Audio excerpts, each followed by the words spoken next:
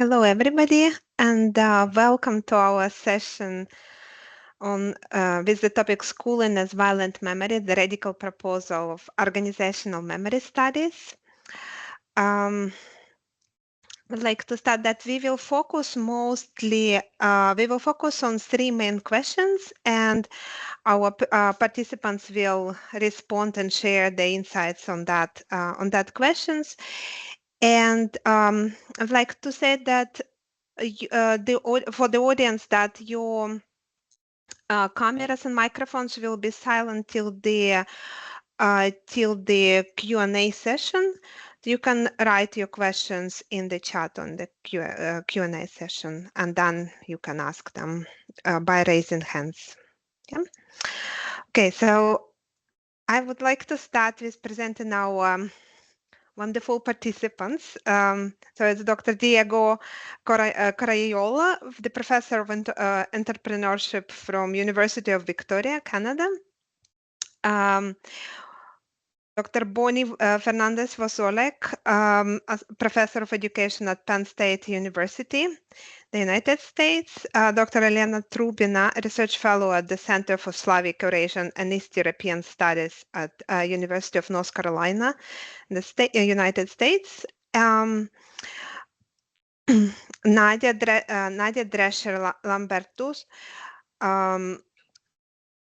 PhD candidate at the University of Amsterdam, and Dr. Raúl Alberto Mora, Professor at School of Education at Universidad Pontificia Bolivariana, Medellin, Colombia.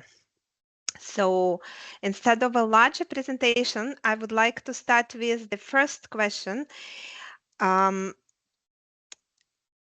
our participants. How the discipline you mostly work in, or the themes that you mostly work in, are connected, or how would you say are related to the topic of memory of violence or violent memories, or how do you see the connection? And maybe Bonnie, would you like to start? Sure. First, I just want to take a moment to thank you for the invitation to be here and to thank my fellow panelists who are all just amazing scholars. So it's always a moment when you sit in a room with great people thinking about these ideas. So thank you for this opportunity. So I come from a tradition of curriculum theorizing and educational foundations specifically. And when you're coming from a curriculum studies tradition, the idea of memory is first of all sort of baked in, right? So we think about not just a formal curriculum, what we intend to teach, but other forms of curriculum, which are always sort of central to what we do. So thinking about the hidden curriculum, which is essentially the cultural norms and values that pervade any place that provide spaces for learning. We think about the null curriculum, that which we do not teach. We think about the enacted curriculum, what we learn by interacting with people and places and things. And all of these give spaces, A, for questions of memory, and B, for questions of violence to arise, right? So there are two theoretical frameworks that over the last couple of years I've been working with, and that's questions of what I call assemblages of violence. So thinking about the everyday ways that violence is always already interconnected, and using Black intellectual traditions and post-humanist and new materialist lines to be able to basically construct that, right? So for me, thinking about how do we understand violence is this thing that's always already entangled, and what does that mean in a place like school, where these forms of curriculum always are forming what I would call an educational necropolitical landscape, right? And for me, that's the ways that minoritized people, be it students, faculty, staff, community members, their ways of being and knowing and doing are educationally choked and lynched in particular ways through the systems of schooling. And so I'm going to stop there to give my co-panelists time. But these are the approaches that I use to think about how do we understand how memories are formed, thinking here with Annie Winfield's idea of cultural or collective memories, And then through anthropological lenses, right? Thinking specifically about Ruth Baer and what she talks about what anthropology does in terms of understanding memories and how they pervade our spaces, haunt our spaces, move our spaces in certain ways. So, what is the agentic norms and values that are central to questions of memory? Thank you, Bonnie. Nadia, I'll pass the word to you. Hi, thank you for the invitation. I will speak from the perspective from interdisciplinarity. I'm an educator working in the Caribbean diaspora between the Netherlands and Aruba, a small island in the Caribbean. And I want to speak from the lens of education, decolonial and Caribbean creative methods. My work is grounded in Caribbean studies and Black feminism and new materialism. And so when I think of memory studies and memory and violence of memory, there's a lot of unlearning ways of being. So it's a very intimate scholarship for me. I'm particularly dedicated to the stories that never had a chance to be told and other ways of knowing that are muffled by colonial, racial, imperial, and patriarchal systems of knowledge. And I do this with through creative methodologies, in particular what Nakit called Caribbean life affirming methods, with a particular focus on Caribbean decolonial arts-based methods. And so that's the tension between what is decoloniality and how can decoloniality take really place in dreaming and acting pluriverses.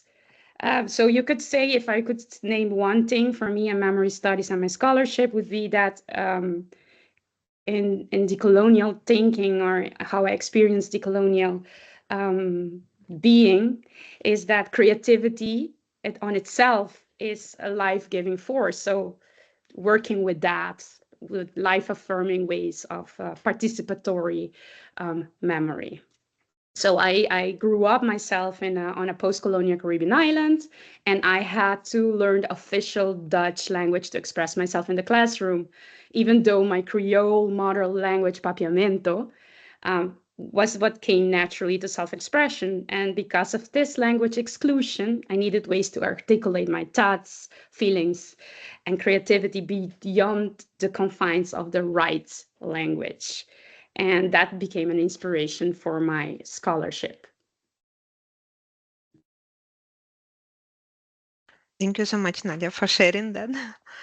I'll pass the word to Diego. Thank you, Paulina. And yeah, I would also like to thank you. It's really a pleasure to be here with this amazing group of panelists. Interestingly, this is actually the first event of kind of a social memory studies association that I'm participating, which tells you a lot about what I'm coming from. The kind of research I do has been linked with this notion of organizational memory studies, which has been around for about 30 years or more.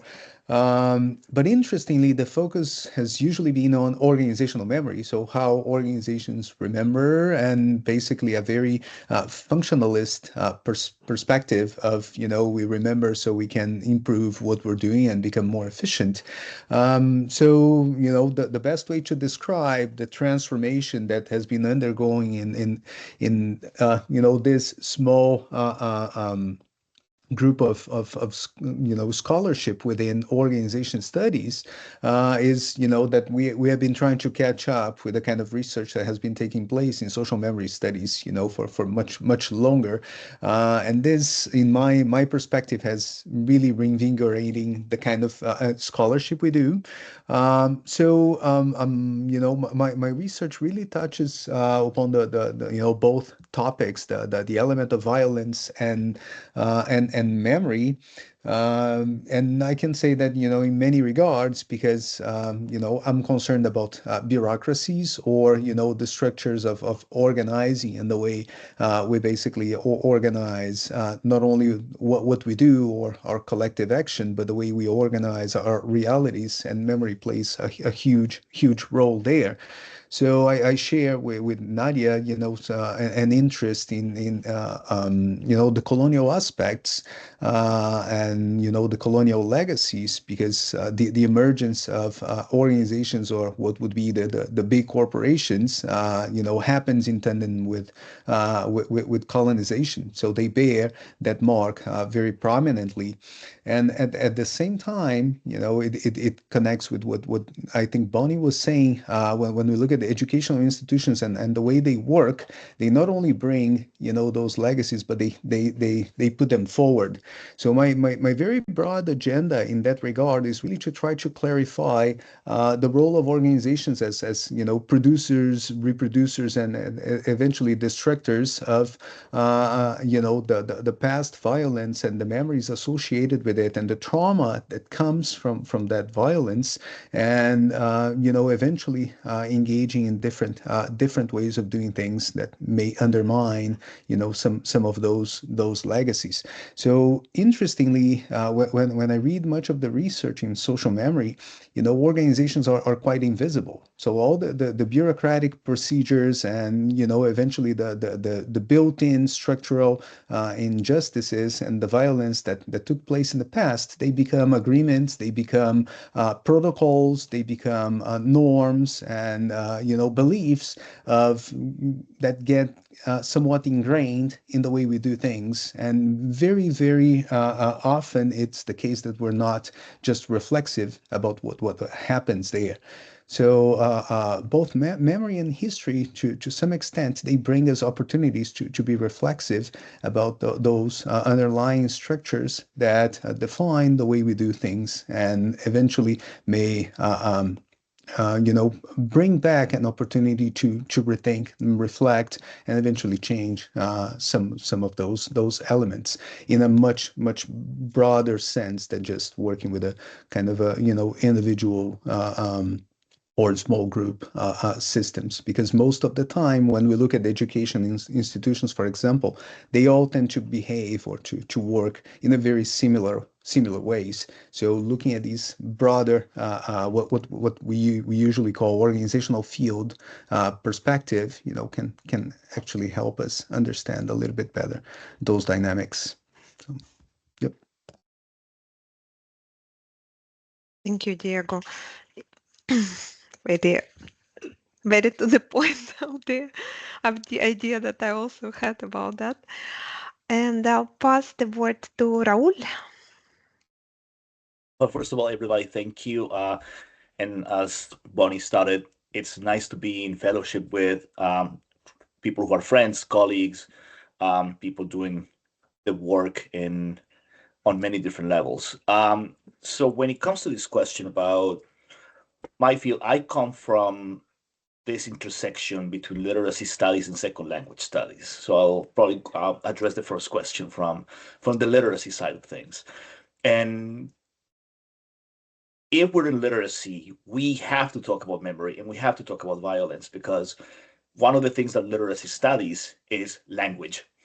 And language is one of the conduits for memory. It can be one of the conduits for violence through memory. From the perspective that language is never neutral. And when you talk in literacy, we always talk about this notion that language is never neutral. That if you choose to say that language is neutral, it's because it favors you to say the language is neutral, because then you are in the position of obscuring or othering or marginalizing others. So from that perspective, the language is never neutral. You have the option to either be an agent of violence, and we can think about examples in literacy like the Back to Basics movement, or the notion of cultural literacy, or even this recent debates on the science of reading.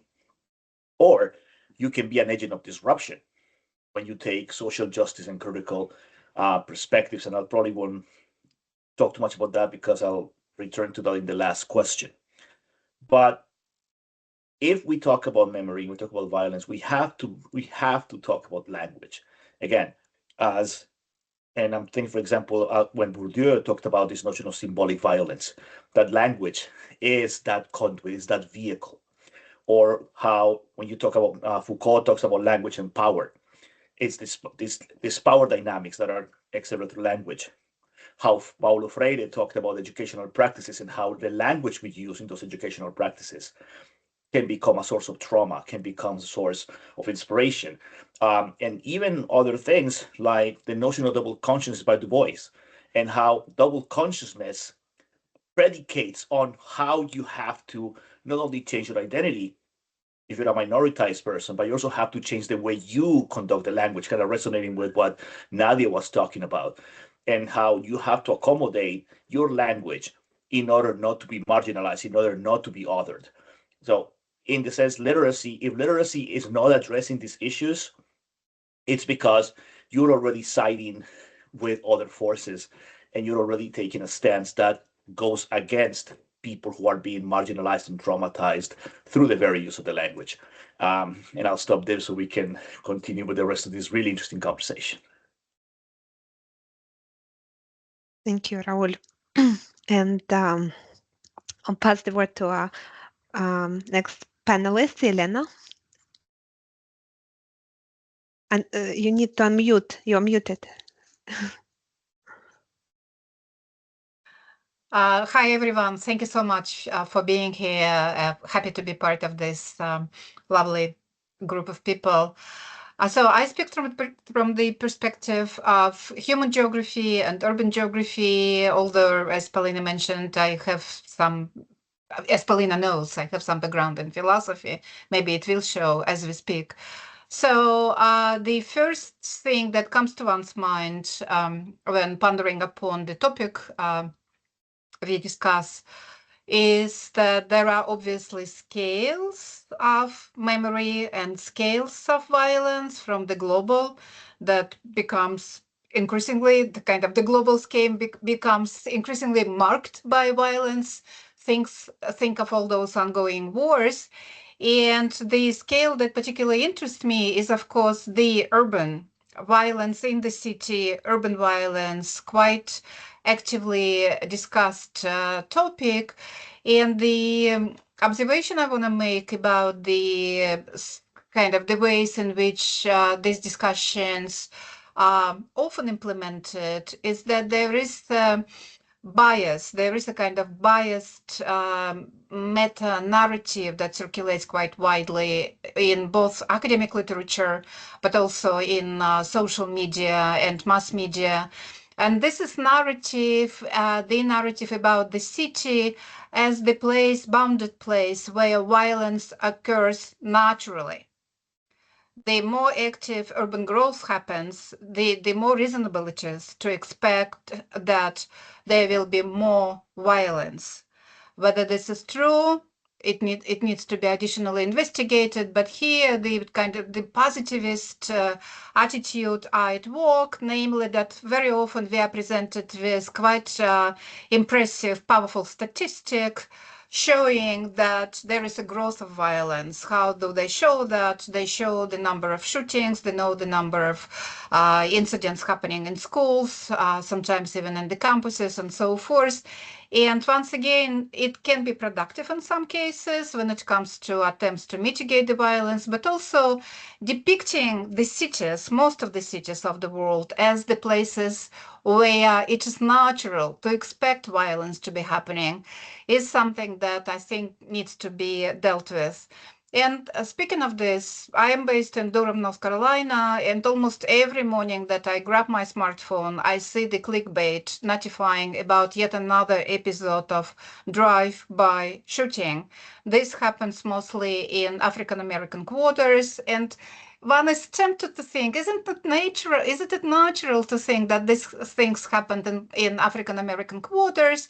What I mean here is that we are kind of witnessing this painful intersections between the centuries of institutionalized violence, structured violence, and how this violence trickled down to particular trajectories of families and individuals who quite often don't find anything more meaningful for themselves by joining gangs and so forth. So that's kind of one line of thought that I wanted to offer, problematizing the overarching meta-narratives of sorts, according to which cities are the places when violence happens naturally. And the other thing I want to briefly mention is that the kind of the inevitability with which violence happens, once again, many people tend to think this way, invites us to reflect on the connections between memories, violence, and affect, on the atmospheres of fear-mongering that is a flourishing, thriving industry now, and how these numerous representations of cities as not safe places, places that need to be made more safe, how they are circulating quite actively. And one little additional thing that I want to just throw in is that, okay, there are scales of violence and scales of memory. Does it make sense to think about schools and increasingly and lately the universities as the places where violence happens naturally? Think of the last spring, of the wave of protests that happened globally. What do we make of it? And I'll stop here. Thank you, Lynn, and thank you all of you for this wonderful introduction that I think really visualize how many aspects of memory exist if you look at it from the perspective of memory studies as a subject, but also how memory, how disciplines themselves are the spaces of reproduction of certain memories and are created by memories themselves, and they either might disrupt or reproduce them. And I would like to now introduce the second question that I asked you before to think about is, how do you feel how memory of violence or violent memories shape dominating education system? Or if you prefer to speak about some other fields, any other system that can become an analogy for education. Yeah, so how memory of violence or violent memories, if you prefer, shape dominating education models, education systems, or any other field, if you want to speak about that, that could become an analogy for understanding better education. Okay. And maybe again in the same order, Bonnie. Sure, thank you. I want to sort of pick up on something that Elena was talking about, and this is the idea that education is in itself sort of a playground for violence in different ways, right? Which is one of the arguments that I've continually made, that systems, and I think that everybody here on this panel, from the way I'm hearing you all, are sort of alluding to the same point, right? Education is inherently violent, and to ignore that fact or that idea is in itself a colonialist project, to say that it is only for good in some way, shape, or form, right? So for me, the question is, how do I then understand memory as it fits into that, as I would call an assemblage? There are lots of ways to look at it, as it engenders and maintains violence. I do want to say, to pause and to say, from at least a curriculum studies perspective, we look at the idea that learning sort of happens everywhere all the time. We never have the ability to escape that, right?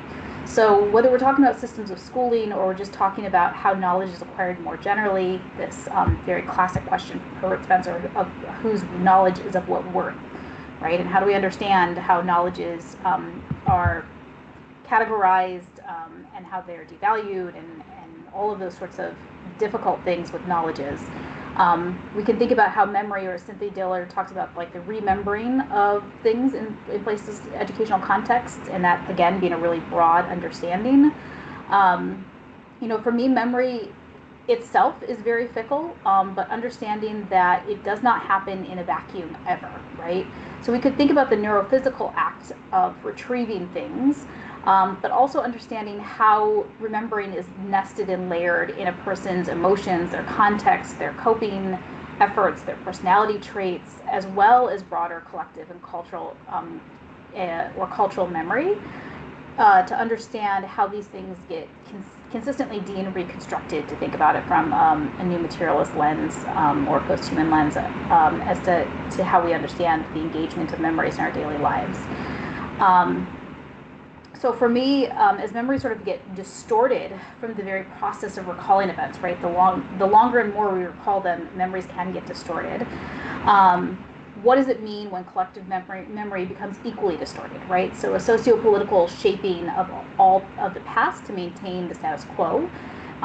So for me, it's that question of the intersection of the physical act of recalling events as it intersects with however you want to look at that, questions of collective memory. And a person's reflexivity and that can readily deceive our own selves.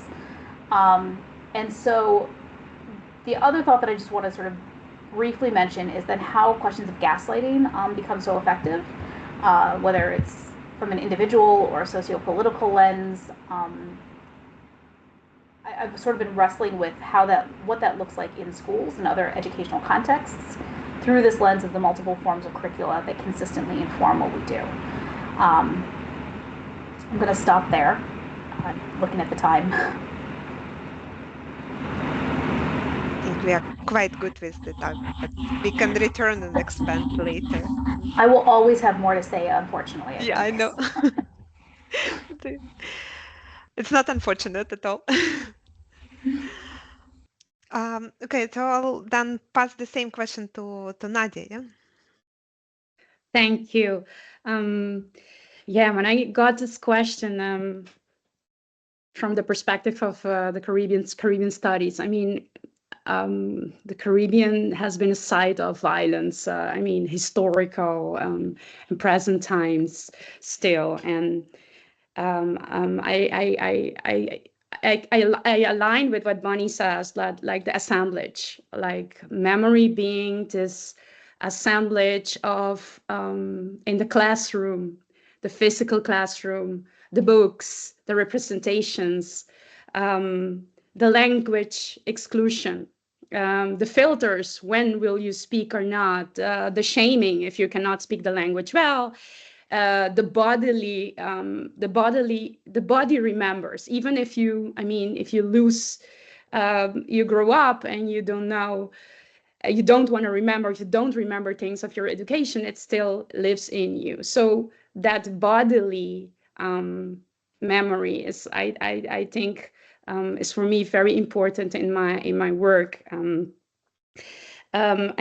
Growing up in the Caribbean, in a Dutch education system, where first of all, the language is an epistemic violence, but also for your identity formation. There's hope, but of course, there's a hope. I mean, now the role of the emancipatory movements and the role of language, there's also this empowering in the Caribbean that's very alive, has always been thriving. Another way I would say is in the education system is critical thinking, because this is to go back to what Raul was saying about language. I mean, if you can't express yourself in your own language, all concepts come from the colonial language. So the colonial language is the language that you have to use to understand yourself. So all this life force is underneath. And then I go to Elena, all the affects, all the atmosphere, all that wants to come out. So its memory is something alive. It's not only the past, but to go back to Bonnie and new materialism, it interacts with past and presence and future. So there is way there you can also do something with it to when you bring more participatory, more creative pedagogies. And the education system also leaving its colonial traces impedes creativity. But I also want to mention something else, because we're talking about colonial, but also, for instance, in the Caribbean, in Aruba, there is also a religion-focused education. And this has done a lot of damaging in the emancipation of marginalized groups like LGBT plus communities, and in sustaining traditional gender roles. So this is something, the erasure of experiences of representation of in school curricula, when non-normative identities don't get a place, or even in public discourse. We are only just begun in the case from in the Dutch history to make amendments to the reparations of the colonial violence of the transatlantic slavery, for instance. That's so the assemblage gets bigger each time. And for me, also more important to go back to the linguistic aspect, but also the effect is our disconnection with our own ecology.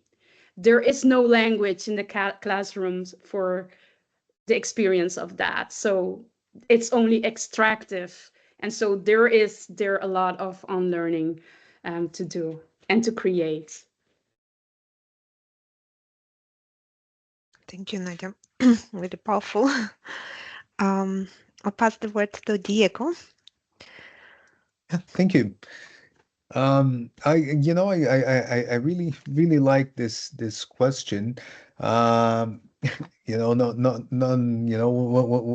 of the things that I would be particularly curious about would be how do we, or how many of us, educators, actually take their own memories of, the violence they experienced throughout school into changing their practices, or if we just actually reproduce much of what we've got.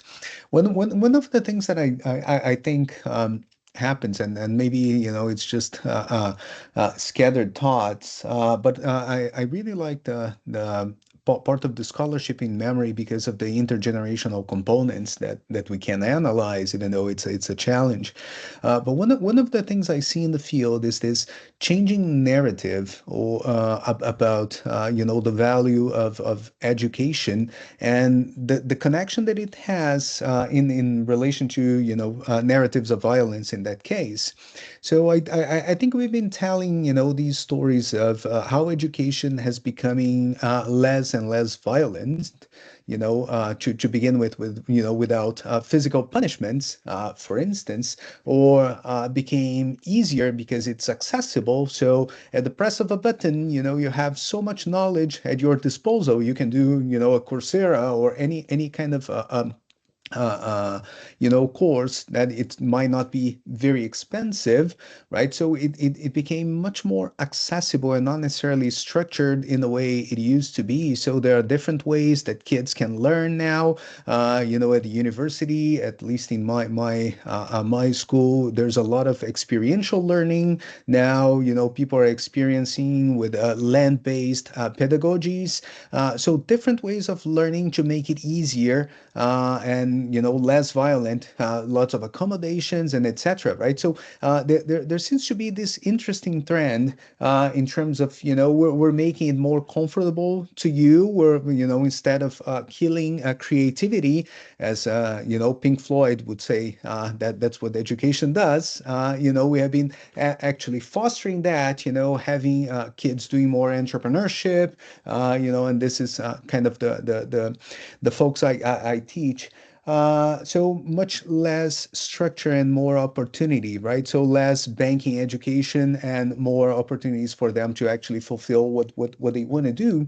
But on the other hand, I think, going together with that, there is a loss of value, right? So because it's so available now, because it's so easy, because you don't have to walk 5 kilometers to get to the school and etc. It seems that it's becoming kind of banalized in a way. So the contrast between memories of our generations now and generations past in terms of the value of education seem to be changing in that regard. And I don't have any insightful philosophical point about that, but I'm actually interested and concerned about those kinds of stories, because now with AI, I think things may change in very different ways with huge implications for what we consider maybe the memory of humanity and something along those lines, or even the value of what we have been producing as a group of people, as an extended humanity there. So Thank you, Diego. Raúl? All right. I just want to start my quick answer, recalling something sometimes I tell my pre-service teachers when I teach methods courses, and I say that I have taught English for adults. So I guess I said the first question was literacy. Now I'm gonna try to delve a little bit more into my language education side of the equation. And I taught English for adults for many years. And one of the things I tell my students in my methods classes is that when you teach a first level course for adults, there is so much damage control that you have to do as a teacher, in the sense of kind of helping these adults who are starting all over, trying to learn English for the second time or the third time or the fourth time in their lives, to help them, recover from the trauma that they have. When adults age 20, 30, 40 go back into the classroom, they come with past experiences, and that you have to do a lot of damage control. And I bring that because as we think about all these issues surrounding language and how they affect educational practices, for example, in the case of language ed, I'm thinking about a number of things that happen in these places. And I think anyone who is a minoritized scholar at some point in their early stages may have suffered moments of naming, misnaming, and renaming. So the stories of students who come from particular backgrounds. They come to the language classes, English, Spanish, and either they butcher the pronunciation of their first names and their last names, they butcher it, or they anglicize it or Spanicize it, or simply because your name is so difficult to pronounce, I'm just going to call you something else. I'm just going to give you an American sounding name, and I'm going to give you a Spanish sounding name because, I don't really want to go through the hassle of learning to pronounce it. It's just because it's easier for me. But that, when it happens, especially at an earlier stage of your development, that has consequences. That leaves a mark. I'm also thinking about, and Nadia mentioned a little bit about this notion of these issues of language shaming. And I like to think of this idea of linguistic recolonization, and how people are shamed by their accent, and how often those of us who have the experience of studying abroad in, say, English-speaking countries, how many times we know we have at least once in our educational experience I've heard someone beginning a presentation by saying, "I apologize for my English." I mean, I've heard that. I heard classmates of mine saying that in the class, saying, "Well, first, I apologize for my English." And my question at the time was, where does that come from? Why do I have to apologize for speaking another language? Where does that shaming come from? Is because we're expected to live to these unrealistic standards of what the idealized native speaker looks like. So that happens, and happens all the times in the spaces. And if we think about, for example, all the memory, what happens in academic circles, those of us who are writers and scholars, all the moments of gatekeeping, and how becomes a source of memory. We if you're on social media, you're on Facebook, and you're a writer, we all have heard the famous stories about and the jokes and the memes about Reviewer 2. There is a whole Facebook group called Reviewer 2 Must Be Stopped. But this Reviewer 2, once you start looking deep in the layers, it's the trauma of not just getting a desk rejection or a rejection letter, but the way it's framed, the tone in which it's framed, the language of the rejection. So sometimes it's not the rejection what hurts, it's the language we're using to frame the rejection that really takes your imposter syndrome and pushes it into overdrive. And so those are moments where and these memories begin. So I'm thinking, for example, of doc students or master students or early career scholars who get one of those scathing reviews. How difficult it is for them to pick themselves up and try to write the second manuscript or the third manuscript, and that it how that memory really and in a sense what that means for us when we're in the position of being mentors to these younger scholars. How do we help them cope with those traumatic memories that happen through language? So I just want to kind of bring those little perspectives, multiple little potpourri of perspectives into the conversation. And I think now I guess we can have Jelena bring us home in this section. Thank you, Raul. And, yeah, I'll pass the word to Elena, to you.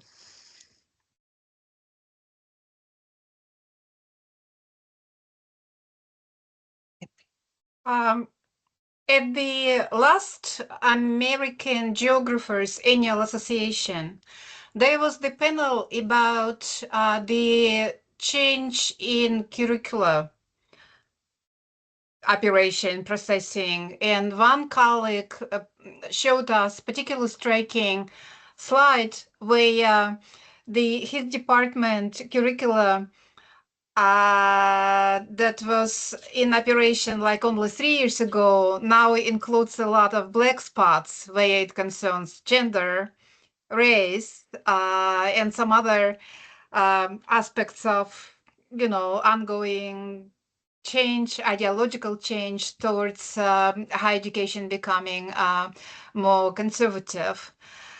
And having said that, I also want to say that surprisingly, to me at least, looking around here in the South, there are still quite a lot of courses offered covering traumatic events of the last century, of the past centuries, and so forth. So how do we transmit those traumatic events and tragic events, historic events, through a higher education? My experience of teaching the course titled Destruction and Reconstruction of Cities at the Time of Crisis to two groups of students, one American, the other the Germans at Erfurt University for Applied Sciences, where I teach for quite a while now online, shows that if you want your students spend extended period of time mostly dwelling on destruction, whether this is natural destruction, what is called creative destruction, there's something to be built, something else needs to go, or you deal with bombing of Dresden or the Russian-Ukrainian war. What you've been noticing as a teacher is that the generation of people in their 20s has a very complicated emotional and intellectual outlook composed of belonging to what is sometimes called snowflakes generation, with elevated sensitivity, but also, I would say, increased readiness to blame some powerful other for all sorts of injustices that are happening in the world. So you may evoke the word wokeism in this context. So this is one side of this, let's say, stance that many students demonstrated. And the other is reluctance to absorb and to dwell on yet even more traumatic events, like, oh, we had enough in high school, oh, we had enough of this and that. I don't want to hear more about that. And in the discussions afterwards over coffee and so forth, it transpired they don't want to dwell on the negative. They don't want to dwell on, once again, even more traumatic events. So I guess the conclusion I drew as I was giving these courses is that you really, as a pedagogue, as an educator, you really need to think about a very tricky balance of between, let's say, not giving up, considering it your mission to keep talking about these things.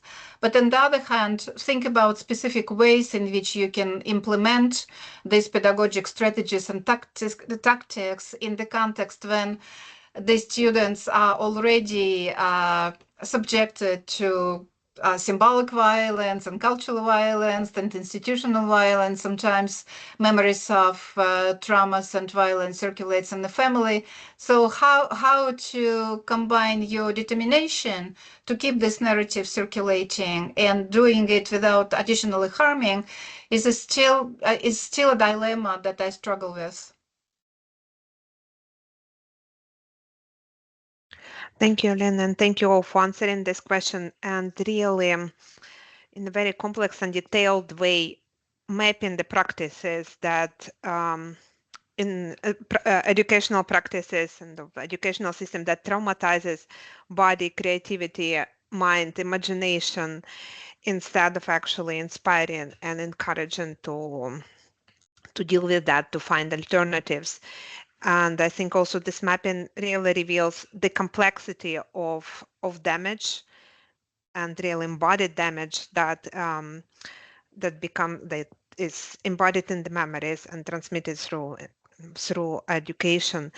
Really liked what it was really interesting what Diego mentioned, that there are a lot of new alternatives, but then the question would be, with all this baggage of memories, are the new generations prepared for actually addressing, like receiving these opportunities, seeing these opportunities? Does education really teach them methodology, right, to deal with these new opportunities? And can they become the source, the material for the change, or actually would reproduce the existing mechanisms of oppression? And with this, I would like to introduce the more optimistic question. So about the alternatives, or maybe it will not be optimistic. So the third question that I asked our participants to think about, what alternatives do they see from, maybe at least in their field, of how the education, what can be changed or what already exists and is practiced in different areas and fields that could transform education, can be borrowed in education system, or maybe how can we reimagine education system from the perspective of the themes and the field that you work most with. Bonnie. So it's a lovely question, I think, to end on, and yet something that always makes me feel a little bit nervous, because when we think about power, right, I'm thinking here about like Sherry Ortner's dialogue about power and how we understand the different power relations and our ability to have movement in them, right? And so for me, when I think about the alternatives and I think about Foucault and how one might say that there is no outside of power, right? And so if there is no outside of power, how do we propose those alternatives within the system in ways that are ultimately not going to do the same amount of damage, other types of damage? And at the same time, I think there has to be there has to be more, right? And so I think for me, and from a curriculum theorizing and educational foundations perspective, thinking with abolitionist texts becomes really significant. How do we understand abolitionist notions of education?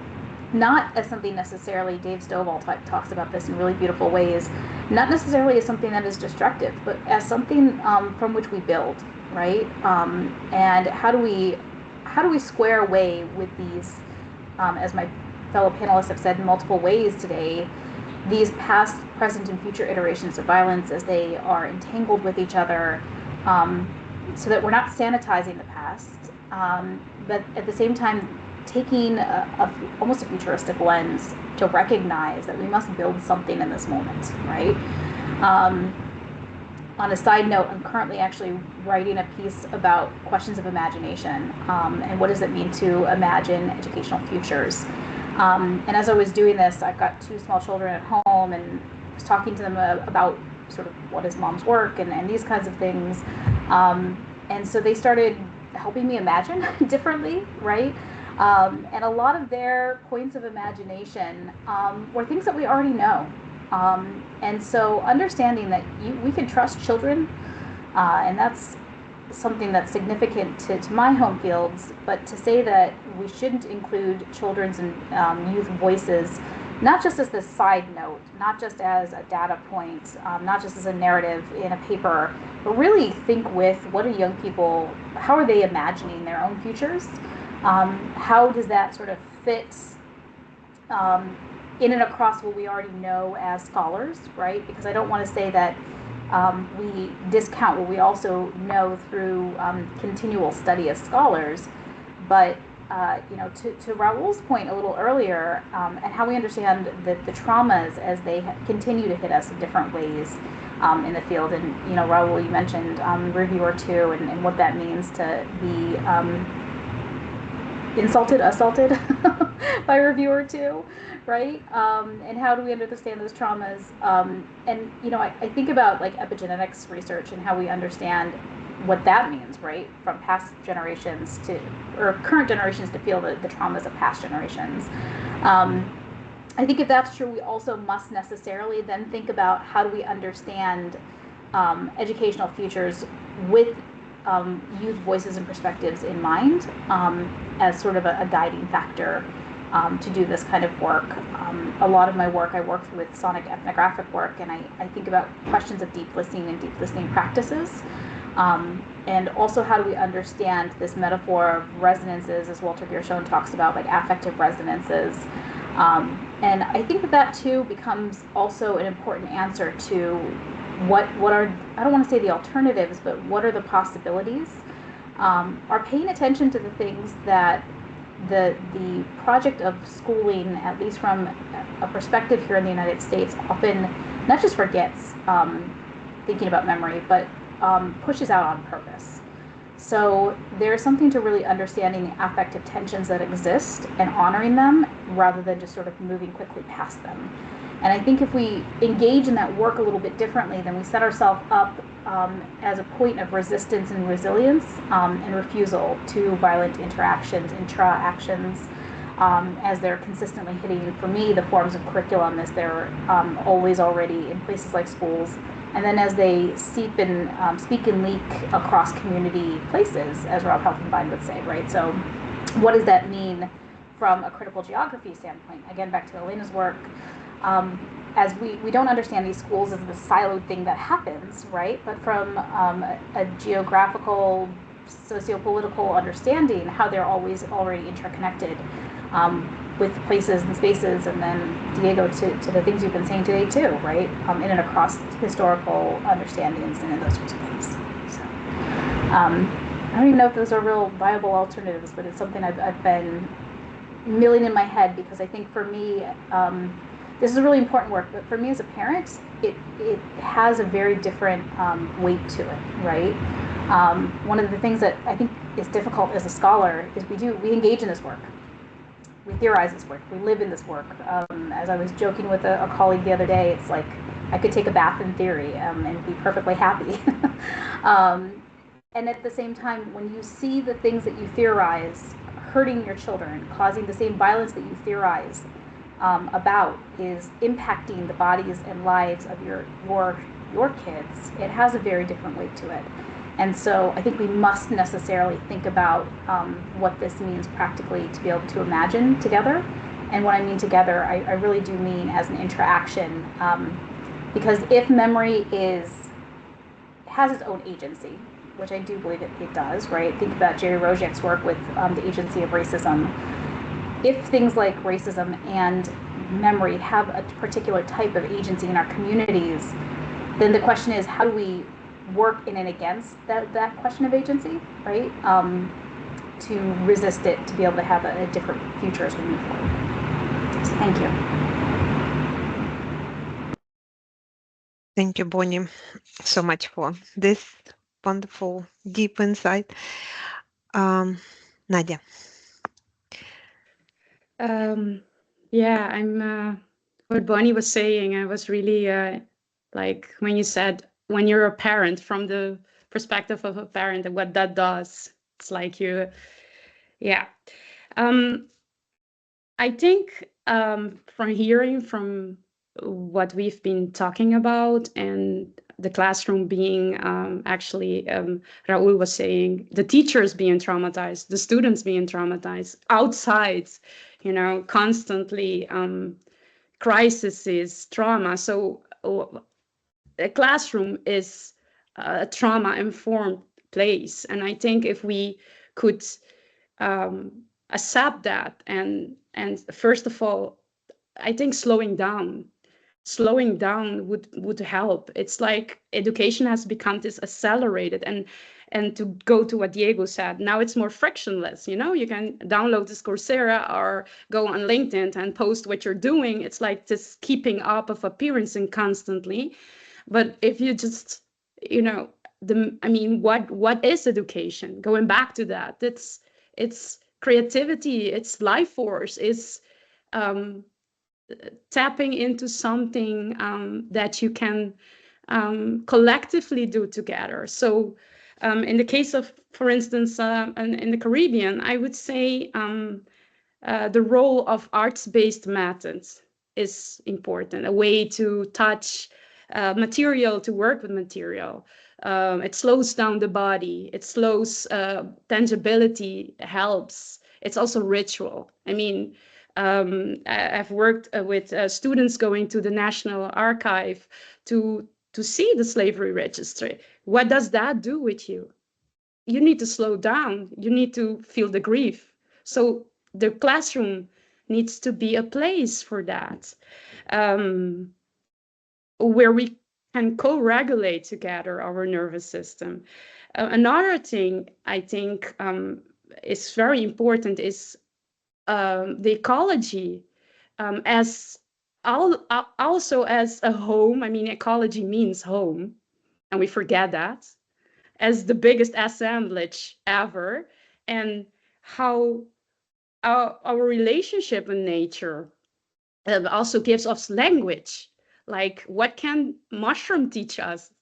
What can the forest teach us? I've been working a lot with water, Caribbean Sea, as a counter archive of histories of displacement, of climate change, and but how can you write with, for instance, with memory from water? And I think seeing that archives are constantly participatory, that what does it mean to look at colonial pictures and make collage in a classroom? To speak back, returning the gaze so I think COVID, the pandemic, taught me everything I needed to know about being in a classroom with students online, with cameras, you know, dark cameras, and crying with each other. And you need to go through that, and also having your children and we all realizing that we are bodies, and we all forgot that. But I think thinking about COVID back would also help us to remember that.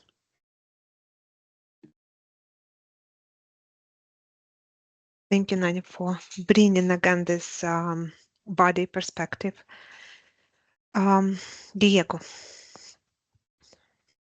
Yeah, I think this, you know, this part of the conversation is really, really interesting. As Nadia was saying, that there's a big push in Canada because of the the relationship of the nation with the indigenous peoples now to not only decolonize education but also indigenize. And there has been, or it's still very incipient, but an ongoing effort of business schools to connect more with that sort of movement.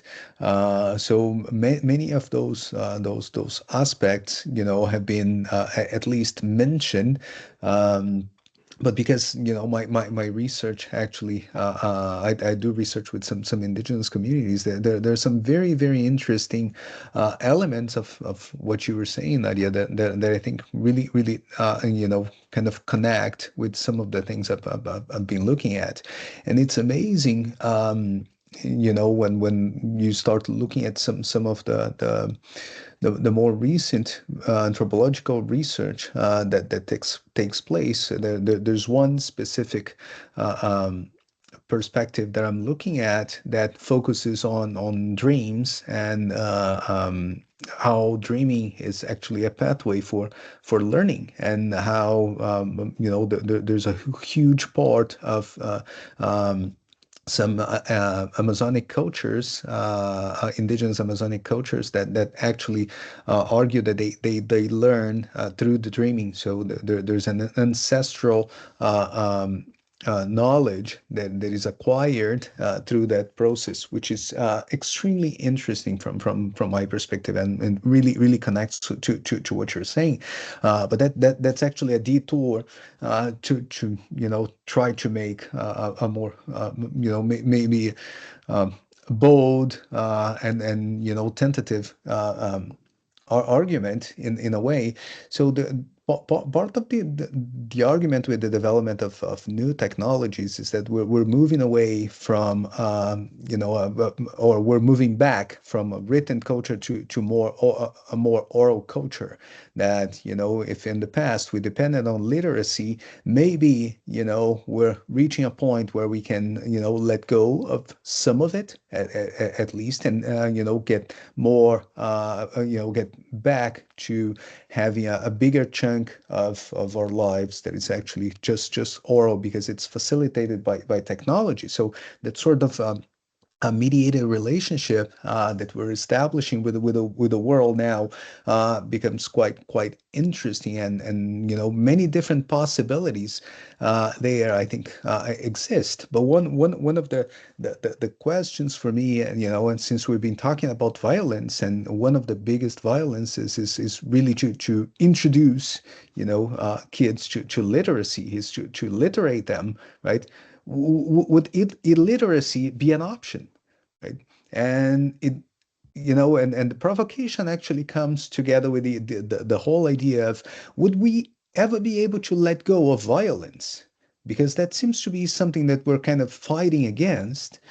um, if you ask me, I would say probably not, because it's kind of inherent to the condition. It's something that seems to change from time to time. So the question, I think, that is involved in this question of what's the alternative, is what is the kind of violence that we are comfortable with, right? Because that's really the part of the conversation. If in the past there were more acceptable ways of that education, or sometimes internalization of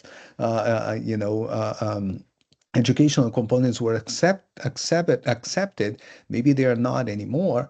But what is the violence that it is inherent into having, for example, these systems mediating our relationship with the world, and eventually, reaching a point where they not only mediate, but they, really craft that, and define that reality even before we have the option of opting in or out, as Raul was saying.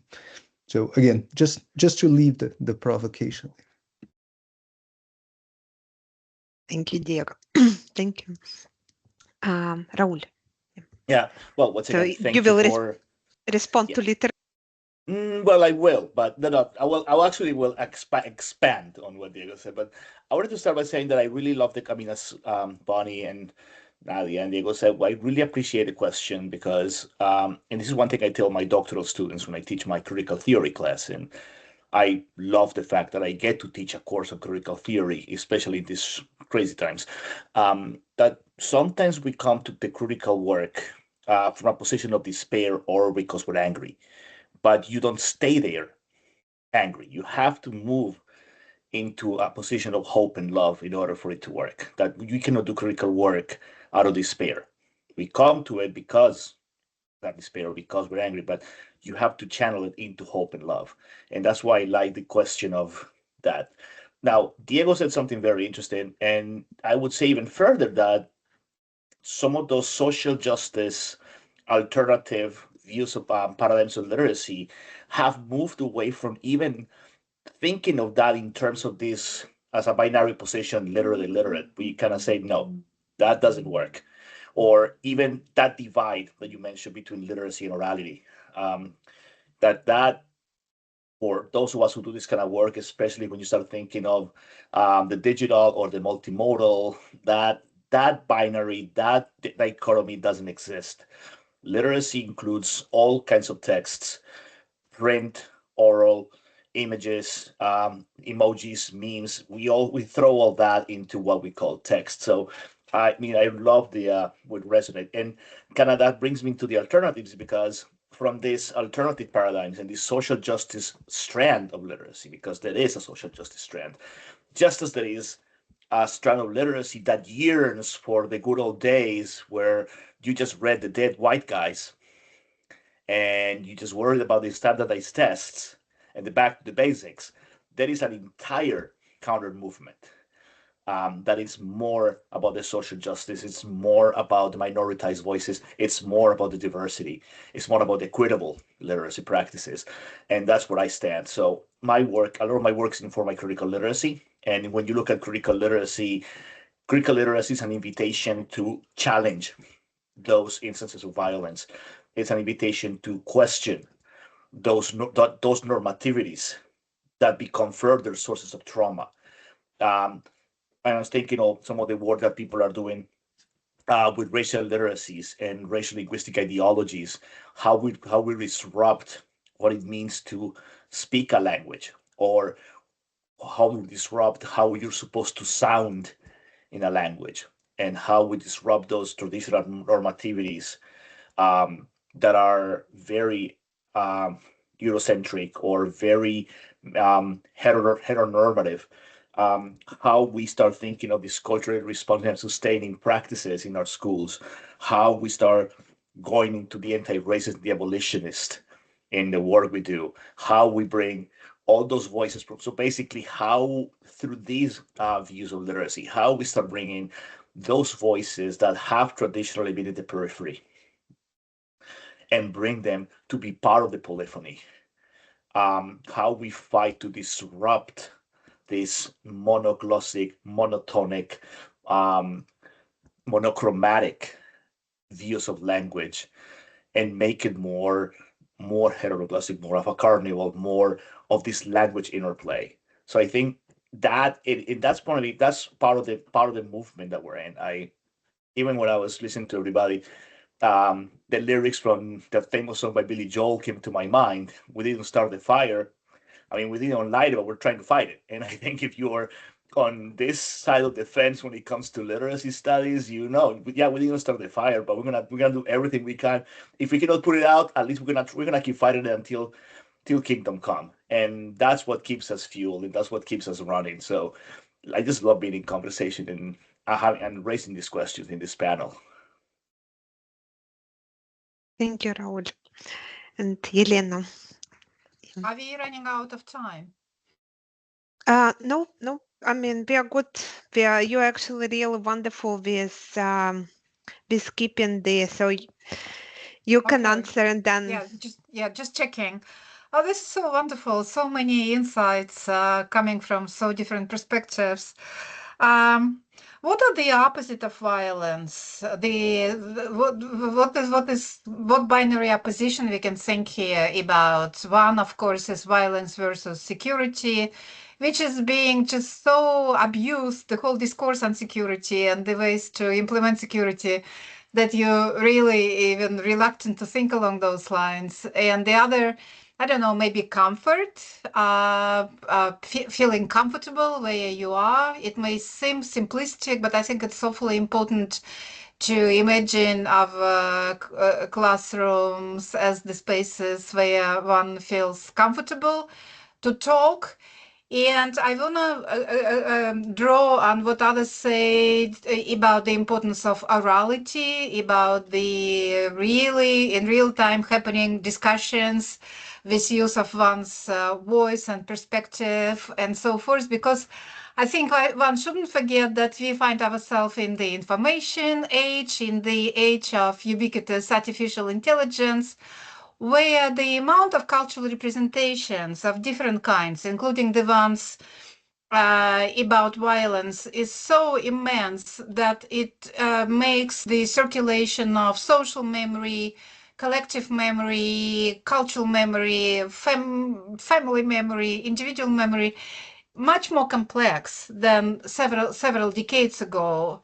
And this brings me to the point about alternatives, which I don't have any, but I just like others, I want to talk about opportunities. And I just want to say that the class composition and social composition of the workforce engaged in schools and higher education system is very rapidly changing, not for better. We are looking at the army, some even represent this army of people precariously employed, like we hire you till we are no longer needed, flexible contracts, the increased disproportion between memory opportunities, tenure opportunities offered to STEM people and people in humanities and social sciences, and so forth. And so there is a kind of paradox.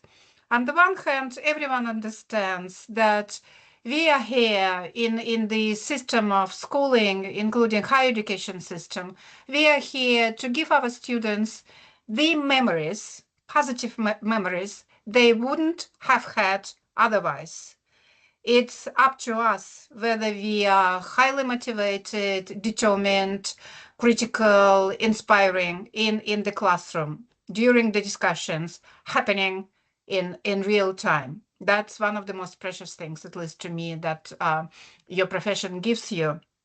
But on the other hand, this ever-increasing burden of uncertainty, insecurity, not knowing where one ends up due to ongoing changes, funding cuts, and so forth, we need to be realistic here, namely that being constantly exposed to ever-multiplying challenges and not knowing whether one be able to feed one's family doing what one loves to do, namely teaching.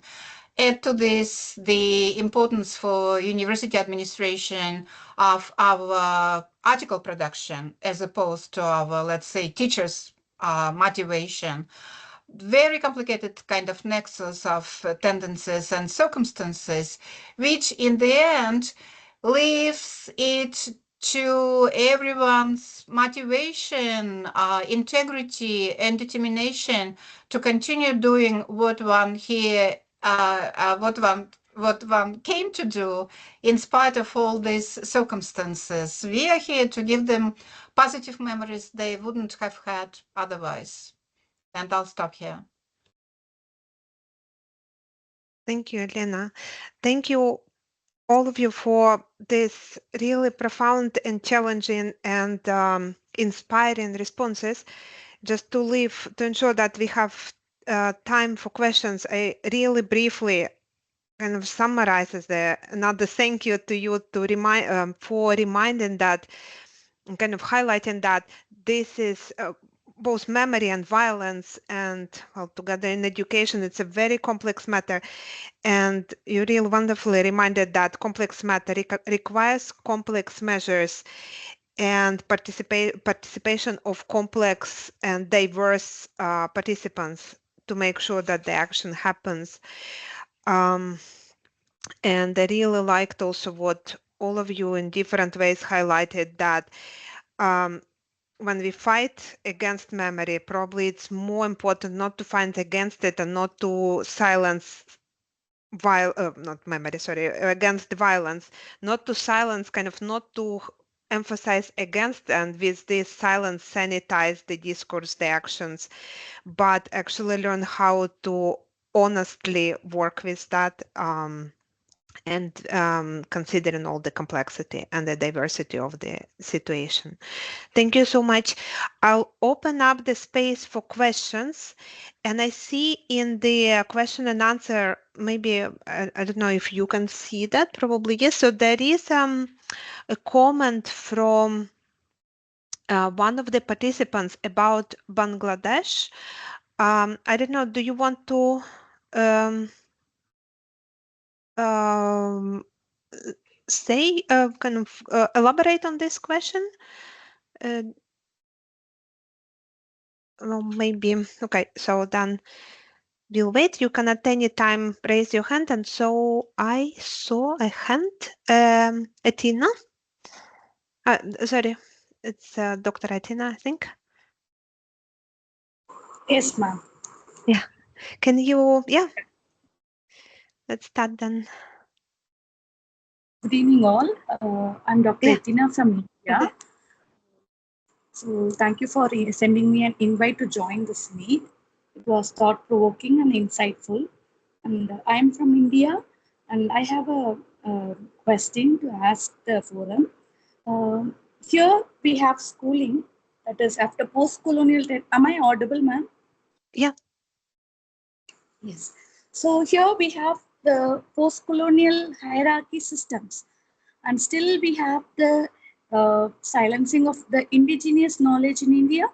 And I would like to ask the forum how an organizational memory, which can be beyond the critical aspects, how actively they can disrupt the structural violence, like how the organizational memory can confront the deeply embedded the masquerade of the neutral pedagogy in India, because we hail from India and still we have problems of silencing at some point of time the indigenous knowledge.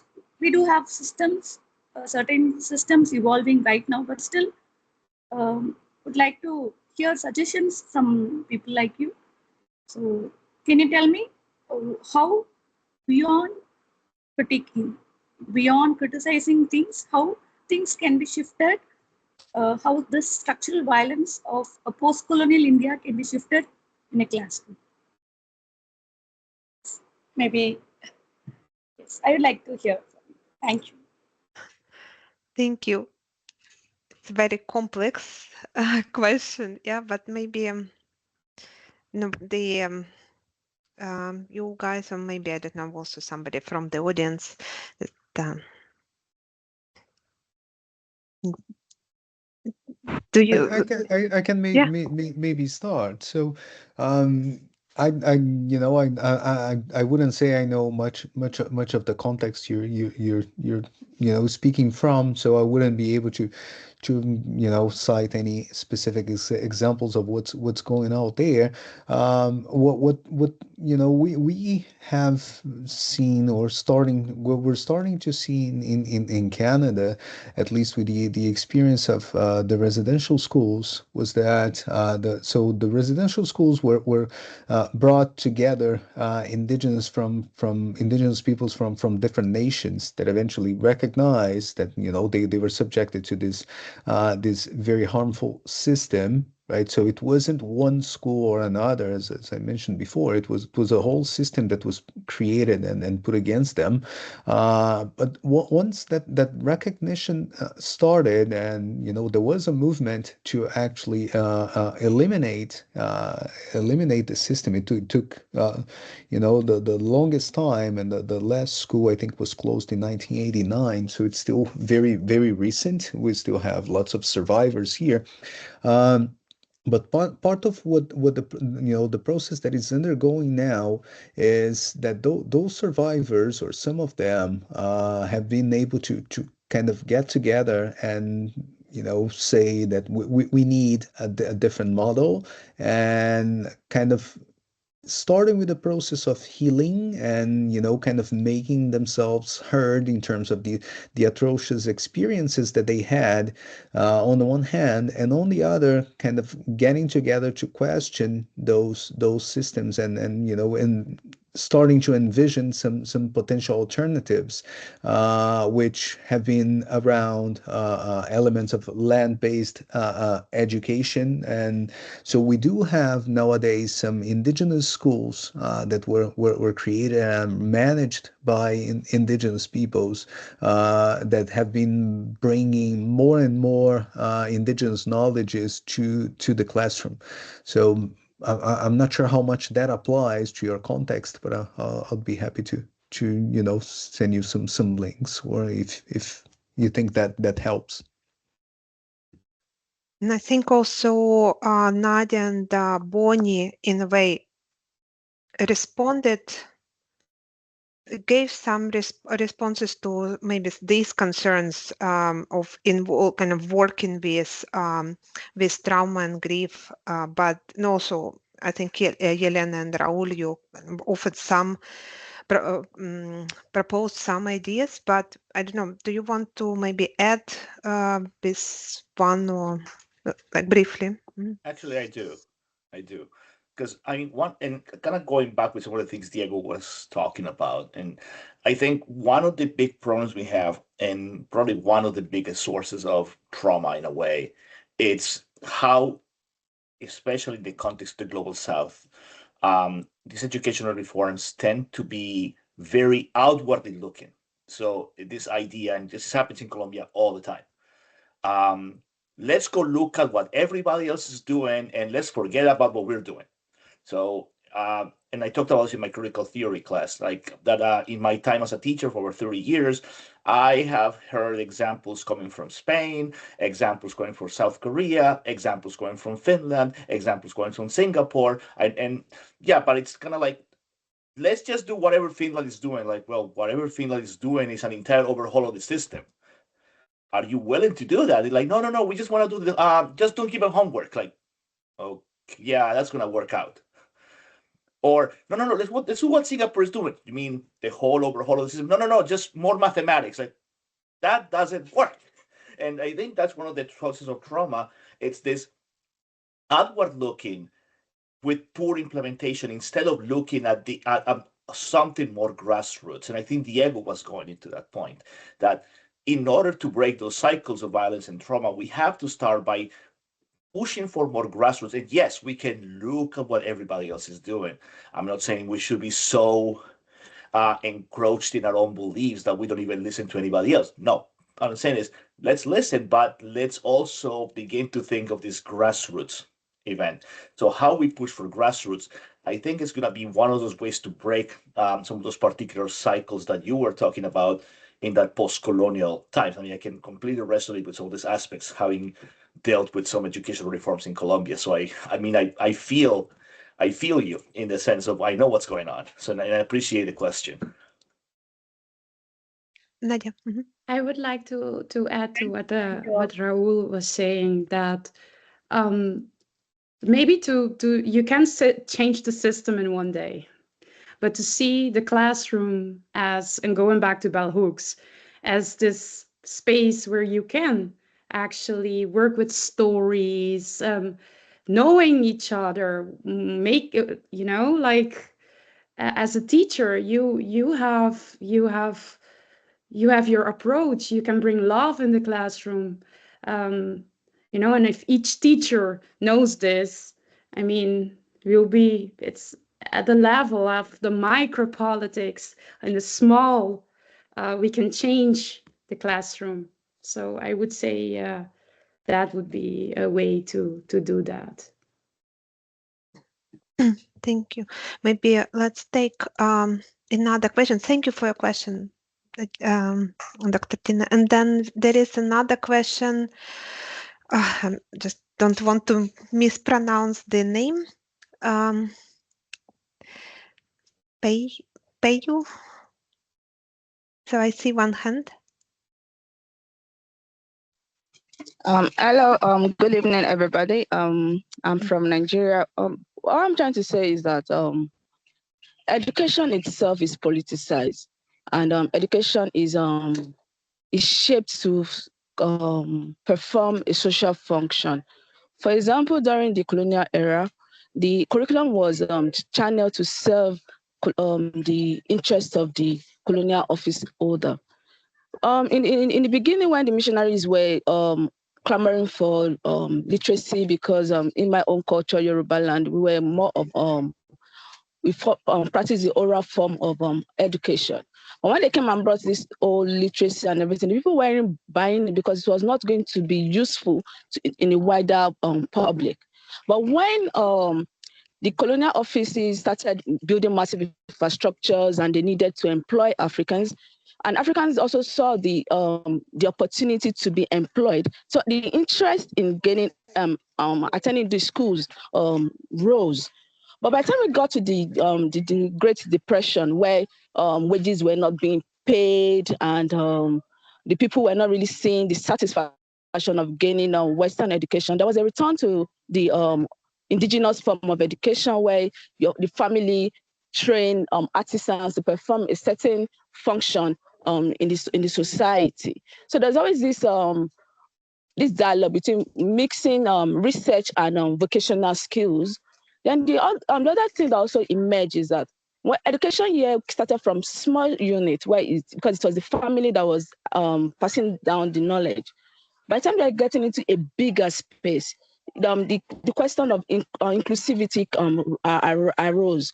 Now, the Africans were not feeling were not feeling being represented by the colonial curriculum, and there was this massive decolonization going on, meaning that the Africans wanted their curriculum that were practicable in their society.